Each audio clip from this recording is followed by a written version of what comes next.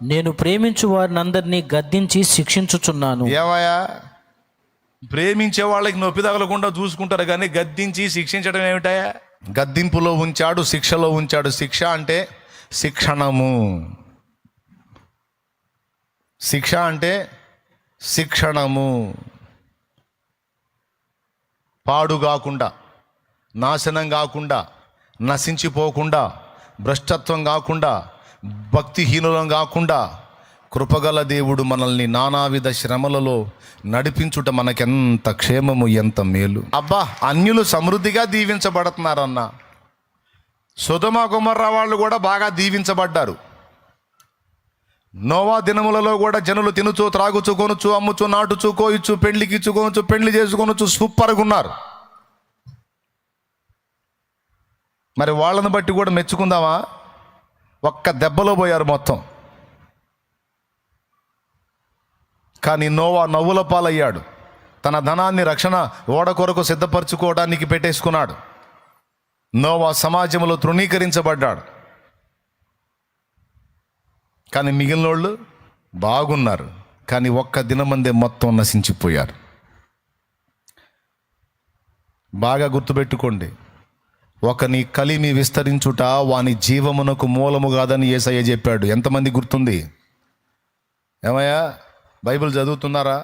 ఒకని కలిమి విస్తరించుట వాని జీవమునకు మూలము కాదన్నాడు. అరే రే రే రే, దేవుడి దగ్గరికి వచ్చి మోకాళ్ళు లేస్తే చాలు, ప్రభువా ఖచ్చితంగా ప్రార్థన ముగించేలోపు ఒక్క ముక్కన సరే సమృద్ధి దయచేయి ప్రభువా, సమృద్ధి దయచేయి, కరువు అన్నది లేకుండా చేయి ప్రభువా, ఆర్థికపరమైన ఆశీర్వాదం దయచేయి ప్రభు అని అడగకుండా లెగుస్తావు. నా దేవుడికి తెలుసు ఎంతవరకు నీకు బరువు ఉంచాలో, నీ బరువుని ఎప్పుడు తొలగించాలో నా దేవుడికి తెలుసు. నువ్వేం గందరగోళం కావాల్సిన అవసరంలా, ఇబ్బంది పడాల్సిన అవసరంలా.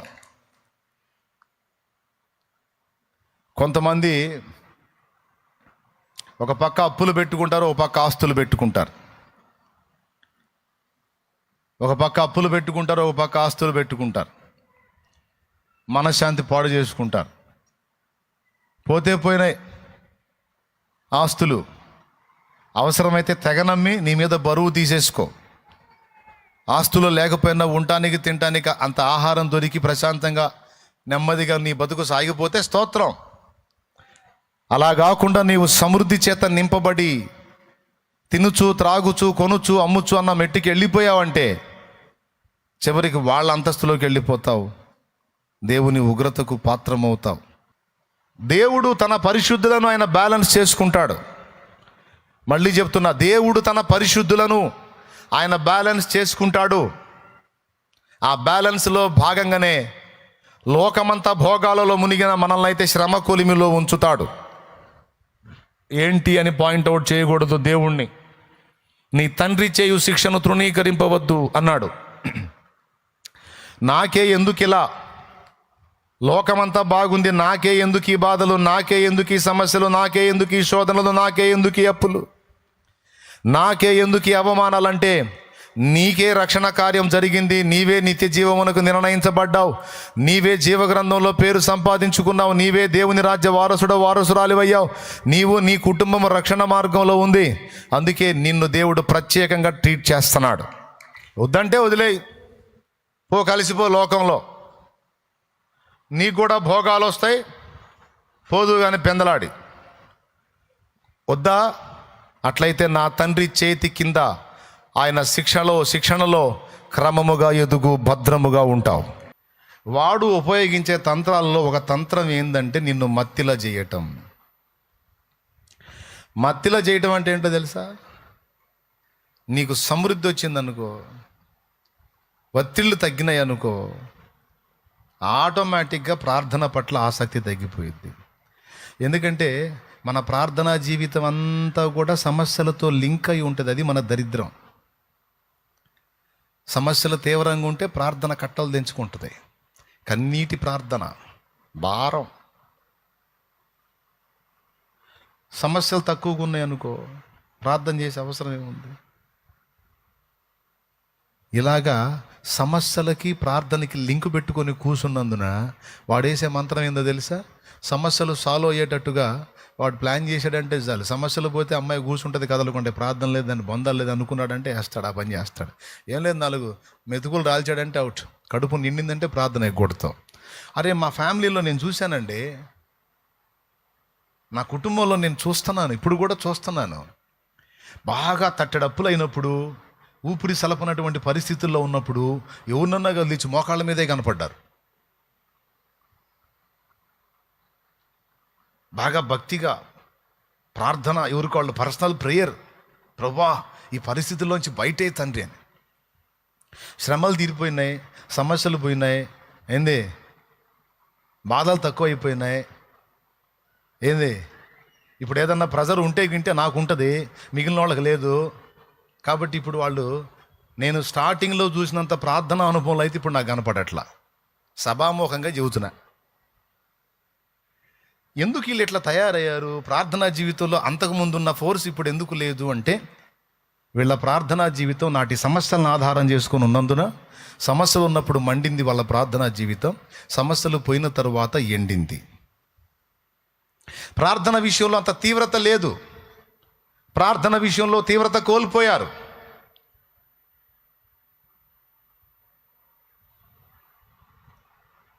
మళ్ళా వాళ్ళు ప్రార్థన చేయాలంటే ఏం రావాలి? అగసాట్లు రావాలి, మళ్ళా కొత్త అప్పులు కావాలి, మళ్ళా ఆ బరువు నెత్తిన భారం అవ్వాలి, ఇశ్రాయేలు శ్రమలాగా. అప్పుడు మళ్ళీ ఎక్కడోళ్ళు అక్కడ హల్లెలూయా హల్లెలూయా హల్లెలూయా హల్లెలూయా అనుకుంటా లైన్లోకి వస్తారు. అయితే ఈసారి నా కుటుంబానికి నేను అలా చెప్పలా. నా కుటుంబానికి నేను ఏం చెప్పానంటే, సమస్యలను, బాధలను, శ్రమలను ఆధారం చేసుకొని మన ప్రార్థనా జీవితం ఉండకూడదు. దేవునితో మనకున్న అనుబంధాన్ని బట్టి మన ప్రార్థనా జీవితం ఉండాలి. దేవునితో మనకున్న రిలేషన్ని బట్టి, అనుబంధాన్ని బట్టి ప్రార్థనా జీవితం ఉండాలి. కానీ మన సమస్యలను ఆధారం చేసుకొని ప్రార్థనా జీవితం ఉండరాదు అని నేర్పా. నా బతుకులోనూ ఇంటోళ్లలోనూ చాలా వరకు చాలా విషయాలు చూసి నేను చాలా పాఠాలు మీకు నేర్పుతున్నా. పరిశోధన అంతా మన మీదే. ఇప్పుడు నేను చెప్పే చాలా సంగతులు నీకు అనుభవాలు, నీ అనుభవాలు నాకెట్టా తెలుసు అంటే, నేను కూడా ఫేస్ చేశా కాబట్టి తెలుసు నాకు. నన్ను చూస్తా, ఫ్యామిలీ మెంబర్స్ని చూస్తా, ఎవరి సైకాలజీ ఎలా మారిందో చూస్తా. కడుపు మండినప్పుడు వీళ్ళు ఎట్ట ఫీల్ అయ్యారు, కడుపు నిండినాక వీళ్ళు ఎట్ట తయారయ్యారు, ఎవరి అనుభవాలు ఎలా మారినాయి, అసలు వీళ్ళ సైకాలజీలు ఎలా ఉన్నాయి. అప్పుడప్పుడు కొన్ని రాళ్ళు వేసి కూడా ట్రై చేస్తా.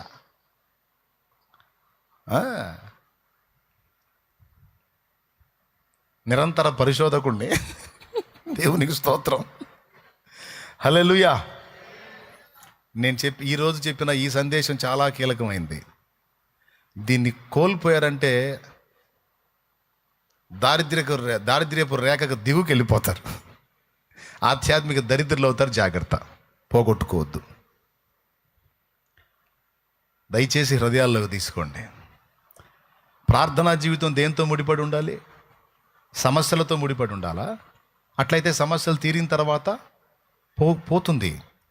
సమస్యలతో కాదు, దేవుని మీదున్న ప్రేమ, అనుబంధంతో ఆ అనుసంధానమై ఉండాలి ప్రార్థనా జీవితం. శ్రమ ఉన్నా, శ్రమ లేకపోయినా కూడా దేవుని మీదున్న మమతను బట్టి నువ్వు ప్రార్థనా జీవితాన్ని కానీ సిద్ధపరచుకుంటే, ఎనీ టైం, సర్వకాల సర్వావస్థల యందు నువ్వు ఆయన దగ్గరే కూర్చోడానికి ఇష్టపడతావు. ఎందుకు? నీకు ఆయనతో అలాంటి అనుబంధం ఏర్పడింది. ఆయనతో మాట్లాడకుండా ఉండలేవు, ఆయనతో గడపకుండా ఉండలేవు. సమస్యలు తీరిన తర్వాత ఇంకా ఎక్కువ దగ్గర అయిపోతావు. సమస్యలు ఉన్నప్పుడు ఒక విధంగా ఉన్నా, అవి తీరి నీకు విడుదల వస్తే ఇంకా దగ్గర అయిపోతావు. ఆయన్ని ప్రేమిస్తే, ఆయన మమతతో నువ్వు కనెక్ట్ అయితే ఆకర్షించబడతావు. ప్రార్థనా జీవితం అలా డిజైన్ చేయబడాలి. ప్రార్థనా జీవితం దేవుని మీద ప్రేమను బట్టి ఏర్పరచబడాలి, కానీ మన సమస్యల్ని బట్టి కాదు. సమస్యలను బట్టి అయితే సమస్యలు తీరినాక అది మారిపోయింది. అందుకే సైతాను కూడా 4 మెతుకులు రాలుస్తాడు, కొన్ని నీకు అందేటట్టు చేస్తాడు. ఇదిగో సమస్యలేగా నీకు 4 మెతుకులు రాలుస్తున్నపో, తీరిపోయినాయిపో, శుభ్రంగా గుక్కడి తిని హాయిగా నిద్రపో.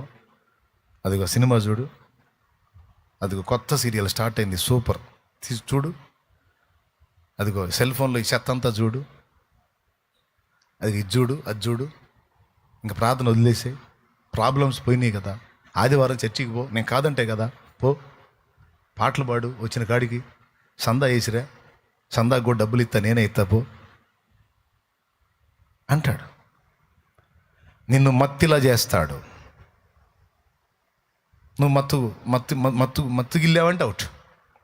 ప్రార్థన ఆగితే విశ్వాసం ఆగిపోయింది. విశ్వాసం డౌన్ అయిందంటే నీ కథ కాటికే. అర్థమైందా? అందుకని వాడు ఆ విశ్వాసాన్ని డౌన్ చేయడానికి ప్రార్థన, వాక్యం రెండింటిని చెడగొడతాడు. చెడగొట్టడానికి అవసరమైతే ఇలాంటివి కూడా వాడు ఏర్పాటు చేసే అవకాశం ఉంది. అందుకే నేను చెబుతున్నా, వాక్యమైనా ప్రార్థన అయినా దేవుని మీద ఉన్న మమతను బట్టి నువ్వు ఆ లింక్ చేసుకో, కానీ సమస్యలను బట్టి. రోజు వాక్యం చదవకపోతే ఏమన్నా అయిద్దేమో అని వాక్యం చదవవాకు.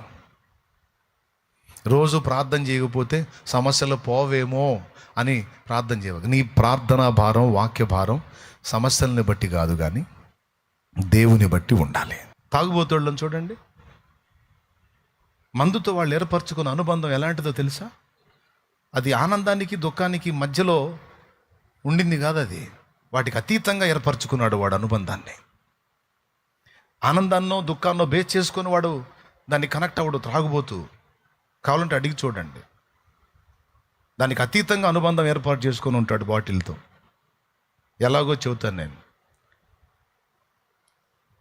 అప్పులైన అనుకో, తాగుతాడు. ఎందుకు తాగేవరా? అప్పులన్నా తట్టుకోలేక తాగుతున్నా అంటాడు. తీరిని అనుకో, తాగుతాడు. ఎందుకు తాగేవరా? అప్పులు తీరిని అన్నా, ఆనందం అన్నా.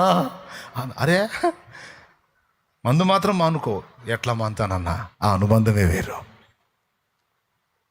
ఇప్పుడు వాడి అనుబంధం దేని కేంద్రం చేసుకొని ఉంది? మందు మీద మమత కేంద్రం చేసుకొని ఉంది. అంతేగాని వాడు ఆనంద దుఃఖాలతో దానికి సంబంధం లేదు. కాబట్టి వాడు సర్వకాల సర్వావస్థల యందు ఏ పాయింట్ అయినా అడ్డం పెట్టి మందు దగ్గరికి పోతాడు.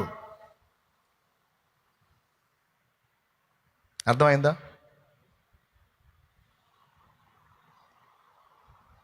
సమాజంలో ఎవరైనా సచ్చారనుకో, తాగుతాడు. ఎందుకు తాగేవరా అంటే వాడు సచ్చాడు, తాగాను అంటాడు.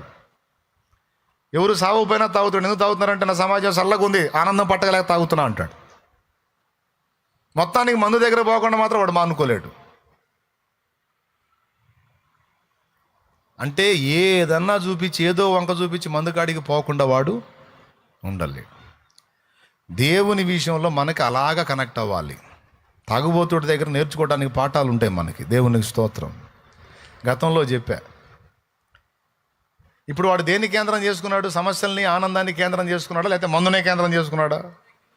అది. అందుకని వాడేం పడతా, సర్వకాల సర్వావస్థల యందు మేలు కలిగినా కీడు కలిగినా నిన్ను మాత్రం వదిలిపెట్టను. అట్లా ఏర్పరచుకోవాలి దేవుడితో అనుబంధాన్ని. దుఃఖం కలిగిందనుకో, సమస్యను బట్టి ప్రార్థన. సమస్య తీరిందనుకో, ఆనందాన్ని బట్టి కూడా ప్రార్థనే. అప్పుడు సైతానుగాడు వేసుకుంటాడు ముసుగు. ఈ మనిషిని ఏం గదిలిచ్చినా సరిపోయి ముందు మోకాళ్ళు వేస్తుంది. ఈ మనిషి జోలికి పోవటం వేస్ట్ అనుకోవాలి వాడు.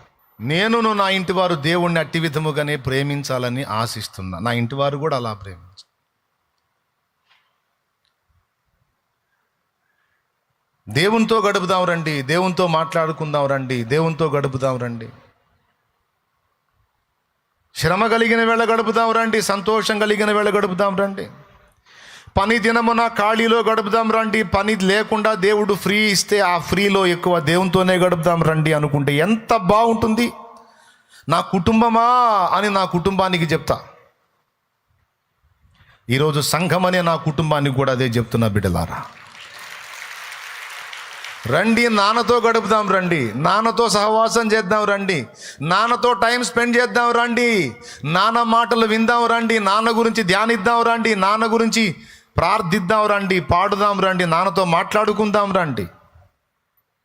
నేను చెప్పిన విధంగా కానీ మీరు భక్తి జీవితాన్ని సిద్ధపరచుకుంటే మీరు మెళకువగా ఉన్నట్టే.